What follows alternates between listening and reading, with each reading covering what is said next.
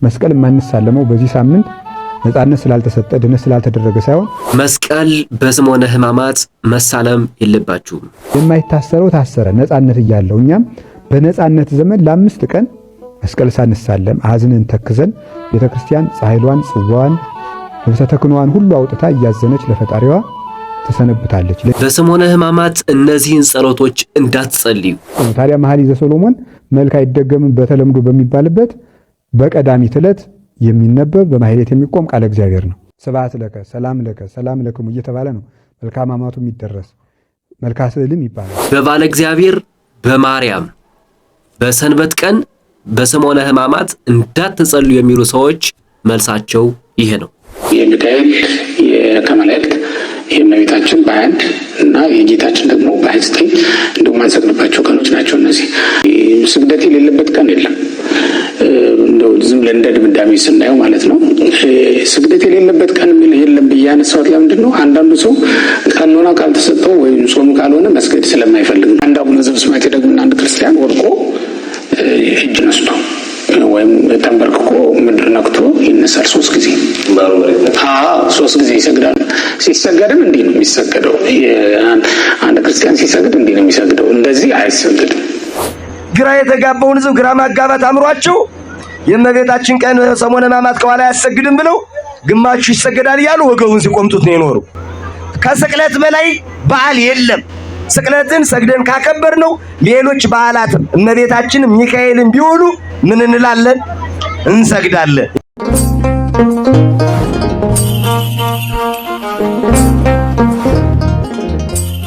ሰላም የተከበራችሁ ክቡራትና ክቡራን ውድ ልበ አምላክ ሚዲያ ቤተሰቦች ኦርቶዶክሳውያን እግዚአብሔር ጸጋና በረከት በያላችሁበት የዓለም ክፍል ይድረሳችሁ። እንግዲህ ከሰሞኑ ደግሞ ሰሞነ ሕማማት መጥቷል። የሐዘናችን ቀን የልባችን መሰበሪያ ጌታችን አምላካችን ኢየሱስ ክርስቶስ የተሰቀለበትን የተገረፈበትን የወጣበትን የወረደበትን በሙሉ የምናስብበት ሰሞነ ሕማማት ተብሎ እንዲሁም ያስቆሮቱ ይሁዳ አሳልፎ የሰጠበት ከቀራንዮ ድረስ የወጣበት የወረደበትን ቀን የምናስብበት ነው። እንግዲህ ሰሞነ ሕማማት መስቀል ለምን እንሳለማለን? ምን አይነት ጸሎት እንጸልያለን? መቼ ነው የምንጸልየው የሚለውን እንግዲህ መግቢያው ላይ እንዳያችሁት በስፋት የምናየው ነው የሚሆነው። በዚህ ደግሞ ርዕሰ ሊቃውንት አባ ገብረ ኪዳን ግርማና ሊቀ ሊቃውንት ስምዐኮነ መላክ እንዲሁ ለሰሞኑ ከነገ ከሰኞ ጀምሮ የሚጀምረው ሰሞነ ሕማማትን በዚህ መልኩ በተጠነቀቀ መልኩ በዓላችን እንድናካሄድ ስንል ይህን ቪዲዮ ሰርተናል። በሰሞነ ሕማማት ለምንድን ነው መስቀል የማንሳለመው? መስቀል የማንሳለመው በዚህ ሳምንት ነፃነት ስላልተሰጠ ድነት ስላልተደረገ ሳይሆን እሱ ነፃነት እያለው ነፃነት እንደሌለው እንደ ባሪያ ቅዱስ ጳውሎስ ወነሳ አርአያ ገብር የባሪያን መልክ ይዞ መጣ ብሎ ፊልጵስዩስ ምዕራፍ 2 ላይ እንደተናገረ ቁጥር 8 ላይ ባለጸጋው ድሃ ሆነ የባሪያን መልክ ይዞ መጣ እንዳለ የባሪያን መልክ ይዞ መጣ የተባለው ንጉሥ ስለሆነ ንጉሥ እሱ የባሪያን መልክ ይዞ የማይታሰረው ታሰረ ነፃነት እያለው እኛም በነፃነት ዘመን ለ5 ቀን መስቀል ሳንሳለም አዝነን ተክዘን ቤተክርስቲያን ፀሐይሏን ጽዋዋን ልብሰ ተክህኖዋን ሁሉ አውጥታ እያዘነች ለፈጣሪዋ ተሰነብታለች። ለኛ ብለን ሁሉ ኖርክልን። እኛ ማህሌት እንድንቆም ትምህርት እንድናስተምር ወንጌል እንድንማር እንድናስተምር እንድንጠመቅ እንድንቆርብ ገነት መንግሥተ ሰማያት ገብተን እንድንኖር ከሞት ነፃ እንድንሆን ያደረከን አንተ እንደ ባሪያ ታስረህ ነው ለማለት ሰሞኑን ያን እስራቱን ለማሰብ ይህን እናስባለን ማለት ነው። በእነዚህ ምክንያቶች ነው መስቀል የማንሳለመው። በዚህ ሳምንት 5ቱን ቀኖች የማንሳለመው መስቀልን በዚህ ምክንያት ነው ማለት ነው። በዚህ ሳምንትስ የማንጸልያቸው ጸሎቶች ምንድናቸው? ለመሆኑ ሰሞነ ሕማማት ላይ የማይደገሙ መጽሐፍቶች እነማን ናቸው? ጸሎት የለም፣ መልክ ይደገማል። በዚህ ሳምንት አይደገምም የሚል መጽሐፍም የለም። ሰላምታ ጸሎትም ይደገማል። ለምን? መልክአ ሕማማቱ ራሱ ሰላምታ ነው። ከሚደረሱ መጻሕፍት መካከል መኃልየ ሰሎሞን አንዱ ነው። መኃልየ ሰሎሞን ደግሞ መልክ ነው ራሱ የቤተ ክርስቲያንን ዓይኗን፣ ጥርሷን፣ ጉንጯን ሲናገር የቤተ ክርስቲያን ውበት ነው። ወንድሜ ነጭ ነው፣ ቀይ ነው፣ ራሱ ጥቁር ነው፣ ዓይኑ የርግብ ዓይን ይመስላል የሚለው ሁሉ ይሄ ሁሉ የክርስቶስ መልክ ነው። ይሄ አይኑ ገክብር ወውጾ ዘያውጸቦ እደኬንያ የሚለው ሁሉ አንጥረኛ ያልሰራው ጉትቻ ያለው ነው እያለ የሚናገረው ክርስቶስን ነው። ይሄ ሁሉ ጌጥ ያለው ማለት የባህሪ ክብር አለው በዘራ ወራዙት ያልተወለደ ማለት ነው አንጥረኛ የተባለ ይሄ ሁሉ መልክ የሚገልጥ ነው። ታዲያ መኃልየ ዘሰሎሞን መልክ አይደገምም በተለምዶ በሚባልበት በቀዳሚት ዕለት የሚነበብ በማህሌት የሚቆም ቃለ እግዚአብሔር ነው። ሰላምታው መልክ ነው። ቅባ ብርሃኑ ለገጽ ሰላም ለኪ ስቴ ወይን ዘነፈራጽ ሰላም ለኪ ቀስተ ኪዳኑ ለኖህ ሰላም ለኪ። ስለዚህ እየተባለ ሁሉ ሰላም ለኪ እየተባለ ነው የሚደረስ። መልክአ ሕማማት ነው። ስብሐት ለከ ሰላም ለክሙ እየተባለ ነው መልክአ ሕማማቱ የሚደረስ። መልክአ ስዕልም ይባላል። ስለዚህ በሕማማት ይሄ ይደገማል ይሄ አይደገምም የሚባል ጸሎት የለም። ከስንፍና በቀር ግብረ ሕማማትን ከምናደርስበት ጊዜ በቀር የምናደርሳቸውን ጸሎቶች ሁሉ ይደረሳል። ቤተ ክርስቲያንም ኪዳኑን ቅዳሴውን የምታቆመው የክርስቶስን ሕማም ለማሰብ ተድላ ደስታውን አቆይታ በሌላ ቃለ እግዚአብሔር ተክታ ስታደርስለት ትሰነብታለች። ይኸውም እንዳይታጎል የሰኞ የማክሰኞ የረቡዕ ኪዳን እንዳይታጎል በዕለተ ሐሙስ 3 ኪዳኖችን መላልሳ በማድረስ እነዚህ ሁሉ ትፈጽማቸዋለች። ስለዚህ ይህን በማድረግ ቤተክርስቲያን ፍጹም በመዋል ቢቻል የጨው ቂጣ በመብላት የተቻለው ከታመመ ሰው በቀር ደዌ ከጸናበት በቀር በጨው ቂጣ እየበሉ ከሚጣፍጥ ምግብ በቀር ሆኖ ይህንን መጸለይ ይገባል።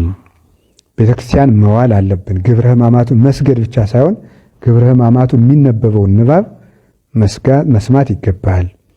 በዚህ ሰሞን ተድላ ደስታ ማጌጥ የለም። በጸሎተ ሐሙስ ሁሉም ምዕመናን ይቆርባሉ፣ ስጋው ደግሞ ይቀበላሉ። መቁረብ የሚቻላቸው የተዘጋጁ ሁሉ ይቀበላሉ። አባታችን ቃለ ሕይወት ያሰማልን። እንግዲህ በሰማችሁት መልኩ ነው ሰሞነ ሕማማትን ማሳለፍ ያለብን በቤተ ክርስቲያን ውስጥ ነው። ይሄ ይጸለያል፣ ይሄኛው አይጸለይም፣ ይሄንኛው ይደረጋል፣ ይሄንኛው አይደረግም እያሉ ግራ ከመጋባት ይልቅ ቤተ ክርስቲያን አባቶች ጎን ቁጭ ብሎ ጠይቆ ቤተ ክርስቲያን በመሄድ ይህን ሳምንት የምናሳልፈው ነው የሚሆነው። መልካ ይደገማል፣ መልካ ኢየሱስ፣ መልካ ማርያም፣ ሌላው የሚቀባጥሩ ነገሮች ስራ ፈት ናቸው ማለት ነው። እነዚህ ነገሮች እንግዲህ በዚህ መልኩ እናያቸውና ሊቀ ሊቃውንት ስብሐኮነ መላክ ደግሞ ያሰጋገድ ስታይላቸውን ያሳዩናል። ያ ማለት ስታይል ማለት ስነ ስርዓቱን ያሳዩናል። ስንሰግድ እንደው ይሄ እነዚህ ብለን መውደቅ ነው ምንድን ነው የሚለው ነገር እሳቸው ደግሞ በሰፊው አብራርቶ ይነግሩናል። ወደ እሳቸው ሲሰገድም እንዲህ ነው የሚሰገደው። አንድ ክርስቲያን ሲሰግድ እንዲህ ነው የሚሰግደው። እንደዚህ አይሰግድም። እንደዚህ ነው የሚሰገደው። የፍጹም መገዛት ምልክት ይሄ ነው። እንደዚህ ይሄ የመውደቅ ነው እንጂ የተገዥነት ምልክት አይደለም። ከዚህ የተነሳ ምን እንላለን? እንደዚህ ብለን ወድቀን እንነሳለን ማለት ነው። ግድት የሌለበት ቀን የለም ብለን የምናውጀው ከዚህ ምክንያቱም አቡነ ዘበሰማያት ሳትል አትውልም አይደል? አቡነ ዘበሰማያት ሳትል ካልሆንክ ሳትሰግድ አትውልም ማለት ነው በሌላ አነጋገር። እሱ እንዳንድያዙ። ከዛ ሲቀጥል ግን አሁን እነዚህ የበዓላት ቀን አንሰግድም ብለን ስንናገር ያድነው ስግደት ልንሰግድ እንችላለን። መሬት ነክቶ መነሳት ግን ከበዓላት ውጭ ባሉ ቀናት የምናደርገው ነው። ለምሳሌ አሁን የሚቀጥሉት ቀናት የበዓለ 50 ቀናት ናቸው አይደል? እስከ 50ኛው ቀን ድረስ ስግደት የለም። ያ ማለት ያድነው ስግደት ነው። እንደዚህ ያስተብርኮ የሚያድነው ስግደት ነው እንጂ ወድቆ መነሳት የሌለበት ስግደት። ሊቀ ሊቃውንት ስብሐኮነ መላክ እንግዲህ የአሰጋገሮቹን ቤተክርስቲያን የምታዘውን ቀኖና ትውፊቱ በሚያዘው መልኩ በዚህ መልኩ አሳይተውናል ማለት ነው። እንዳሳየዋችሁ ነው። በዛ መልኩ ነው ማሰገድ ያለበት እንጂ ከስርዓቱ ውጭ ሆኖ ስርዓቶች እንዳይፈጸሙ ነው። እንግዲህ ከሰሞነ ሕማማት ከመግባቱ በፊት 2 ቀን 3 ቀን ቀደም ብለን ይህንን እንትን የሰራ ነው ማለት ነው። መምህር ነብዩ ዋካ ስለዚሁ ደግሞ ሰፋ አድርገው አብራርተዋል። ሕማማት ማይሰገድበት ቀን አለ። እስካወቁት እስከተማርኩት ድረስ ማይሰገድበት ቀን የለም። የምን ስግደት ነው የሚሰገድ? ያድንኖ የአንገት ማለት ነው። እመቤታችንም ባለ እግዚአብሔርን ቢውሉ እንሰግዳለን። ከስቅለት የከበረ በዓል ስለሌለ ሰጊድ ጉልበታችን ሸብረክ ብለን መሬት ነክተን አንገታችን ግን መሬት ዝቅ ብሎ አይነካ። ግራ የተጋባውን ሕዝብ ግራ ማጋባት አምሯቸው የእመቤታችን ቀን ሰሞነ ሕማማት ከኋላ አያሰግድም ብለው ግማሹ ይሰገዳል እያሉ ወገቡን ሲቆምጡት ነው የኖሩ። ከስቅለት በላይ በዓል የለም። ስቅለትን ሰግደን ካከበር ነው ሌሎች በዓላትም እመቤታችንም ሚካኤልን ቢውሉ ምን እንላለን? እንሰግዳለን። ሁለተኛው ሰጊድ ይባላል። በሽተኛ ያልሆነ ደዌ ያላዘው ቁሞ መንቀሳቀስ የሚችል ሰው ቢያንስ እኮ ነው 12 አቡነ ዘበሰማያት 3 ስግደት እያለ እነዚህ ሰዓት ላይ የጸሎት ግዴታ ነው። ባለ ቤት ግን እትራሳ አካባቢ እንደው መጋረጃ እንኳን ብታጣ ፎጣዋን ልብስ አድርጎ መጸለይ ይቻላል። እያማኛችሁ ጸሎታችሁን አታቋርጡ። እኔ የከበርኩ ነኝ፣ በደሙ ተገዝቻለሁ። ዳዊትና ውዳሴ ማርያም ትቶ ግን ሌላ መጸለይ አይቻልም። ጸሎት እንደው ፔሬድ በሆኑ ቀን ከጸሎት መጽሐፍ አይነኩ። በጣም የሚገርመኝ ማህበር ሄደው ዝክር አይጠጡ። ልትጨነቅ ከተገባ ለመጀመሪያው ለአካል ለሰውነት ተጨነቅበት። 29ን ማለት ነው ቅዳሜና እሑድን ባለ እግዚአብሔርን እመቤታችንና ቅዱስ ሚካኤልን እኒህ የግዝት በዓል ይባላሉ። አንቺ ምን ባይነሽ ጎረቤትሽ ወልዳ ጎረቤትሽ አዋልደሽ መጥተሽ ቤተክርስቲያን ማትገቢ አንዲት ሴት በኦሪት ማለት ነው ለ7 ቀን ወንድ የወለደች እሷን የነካት ርኩስ ይባላል። ለ7 ቀን ከቤተ እግዚአብሔር አይገባም። ከሷን እጇን ከነካት ራሷ ጋር ኮንታክት ያለው በሙሉ አይገባም። ለ14 ቀን ትረክሳለች። በኦሪት ማለት ጌታ ሳይወለድ ድንግል ማርያም አምላክን ሳትወልደው የነበረ ስርዓት ነው። ሰውና እግዚአብሔር የተጣሉበት ዓመተ መዓት፣ ዓመተ ፍዳ፣ ዓመተ ኩነኔ በነበረበት ነው። ሰው መንፈስ ቅዱስ ይጠብቀዋል እንጂ በጠርቤ ይጠብቀዋል። ረቂቅ ጠላት ከሆነ ረቂቅ ጠባቂ ያዝ። ድርሳነ ሚካኤሉን ትራስ ላይ ያርግለት። ሰው የሌላቸው መንገድ ላይ የሚወሉ ስንቶች አሉ አምላክን ባይጠብቁ። ወደ ጉምዝ ሂዱ እስኪ። የወለደች ቀን ውጣ ነው ፀሐይ የምታሞቀው ውጭውን ወጣ ምን ትሆናለች ልጇ? ምንም። አንድ እውነት እንገራችሁ፣ የቱንም ያክል እኔ አሁን የትኛውንም እምነት መንገዱ እውነት የሆነው ክርስቶስ እውነትም መንገድም እኔ ነኝ ከኔ በቀር አይደል ያለ ክርስቶስ ከሰጠው ጥምቀት ሳይጠመቅ አንድ ሰው ሳይጠመቅ ደግ ቢሆን ነዳያንን ቢያበላ የቱንም በጎ ስራ ቢሰራ እስካልተጠመቀ ድረስ የእግዚአብሔር መንግስት አይወርስም። አምላክ ያለ አንድ ነው። ብዙ የእምነት ድርጅት ነው እንጂ ሃይማኖት አንድ ነው። የክርስቲያን ቤት እኮ የክርስቲያን ቤት ዘመና ጻባ የክፉ ዘመን ስደት ሲመጣ ቤተ መቅደሱ ነው የሚቀደስበታል። ከሰውና ከስዕሉ ማን ይበልጣል? ከሰውና ከስዕል ማን ይከብራል? አንድ ሙታሞቱ ለመንፈስ ቅዱስ ይላል። አንተ የመጀመሪያው ሕንፃ ቤተ መቅደስ ክርስቶስ የሞተልን የተሰቀለልን ስዕል አድኖ አምልኮትን የምንፈጽምበት እንጂ አናመልከው። የጌታን ፊልም የሰራውን ሰውዬ ስዕል ነው ብሎ ሲሰግድ የሚውል ጅል እኮ ሞልቷል። አታስድቡን ለመናፍቃን። ፊልም የሰራውን ሰውዬ የዛን ሰውዬ ፎቶ አምጥቶ መስገድ በክርስትና መዘባበትን። አንደኛ ስዕሎች የሰውን መልክ መምሰል የለባቸው፣ ፎቶ መምሰል የለባቸው፣ የተለዩ ናቸው። ያኔ የነበረውን ፎቶ እኮ አይመስሉ። አሁን አይታችኋል። ቻፔ ድንግል ማርያም ስትሳል ቻፔዋ የሚያምር ደምግባቷ የሆነች ምታምር ቆንጅዬ ሴት አድርገው ይስሏታል። ገዙትን ስዕል ለዩ። በስዕል መልክ ቅርጻ ቅርጽ ከቤታችሁ አታስገቡ።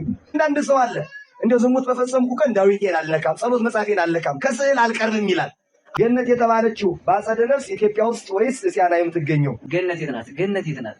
እሷንስ እኔ ማጥቻታለሁ። ያ ቤት የማን ነው? ያ ሆቴል ብትል የማንስ ሲሆን ያገባ ካልሰራው እንዴት ትገባለህ? ልብ፣ ቃል፣ እስትንፋስ ስመ ኩነት ይባላል። የአካላት የግብር ስም ወላዲ አስራጺ፣ ተወላዲ ሰራጺ። የተወለደ ማን ነው? ወልድ ማለት ነው።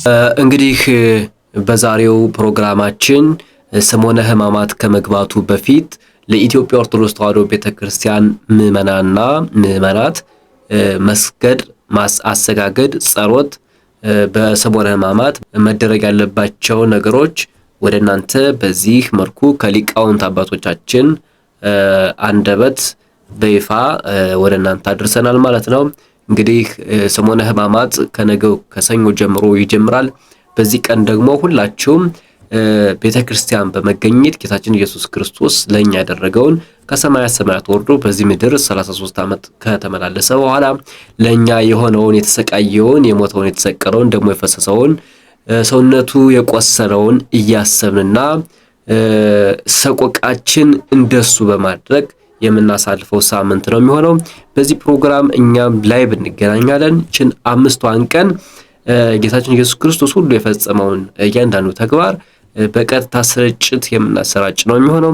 በዚህም በተለያዩ ሀገር ሆናችሁ ይህንን ፕሮግራም እንድትጋበዙ ከወዲሁ ጥሪ እያስተላለፍን የዛሬው ፕሮግራማችን ይህን ይመስል ነበረ። ጌታችን አምላካችን ኢየሱስ ክርስቶስ ሀገራችን ኢትዮጵያን ዳርዋን እሳት መሃሏን ወይን አድርጎ ይጠብቅልን። እመቤታችን ቅድስተ ቅዱሳን ድንግል ማርያም የአስራት ሀገሯን ኢትዮጵያን ትጠብቅልን፣ ለሀገራችን ሰላም ያምጣልን። በያላችሁበት ሰላም